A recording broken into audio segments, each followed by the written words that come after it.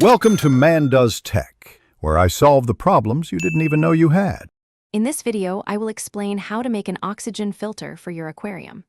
Proper oxygenation is vital for healthy fish and aquatic plants, preventing stress and disease. We'll cover the simple steps to construct an effective, low-cost aeration system using readily available materials. This DIY approach ensures your aquatic environment thrives, providing a constant supply of dissolved oxygen for all inhabitants. Let's get started on improving your tank's ecosystem today. To begin, gather your essential materials. You'll need a reliable air pump, a porous air stone, and approximately 5 feet of flexible airline tubing. Also, find a small, clean plastic container, perhaps a 1-cup food container, and a check valve to prevent water backflow. Finally, have scissors or a utility knife ready for cutting the tubing. These items are generally inexpensive and easy to find at most pet or hardware stores.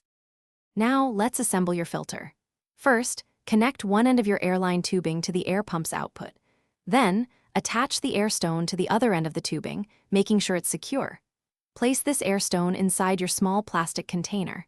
Next, cut the tubing about 6 inches from the air pump and insert the check valve, ensuring the arrow on the valve points towards the air stone.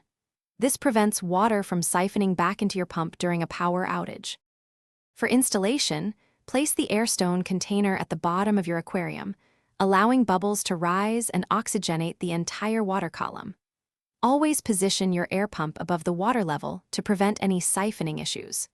Remember to regularly clean your air stone and tubing, perhaps every 2 to 4 weeks, to prevent mineral buildup and maintain optimal airflow. Consistent maintenance ensures your DIY oxygen filter continues to provide vital aeration for your aquatic friends. Thanks for watching. If you found this helpful, don't forget to like and subscribe.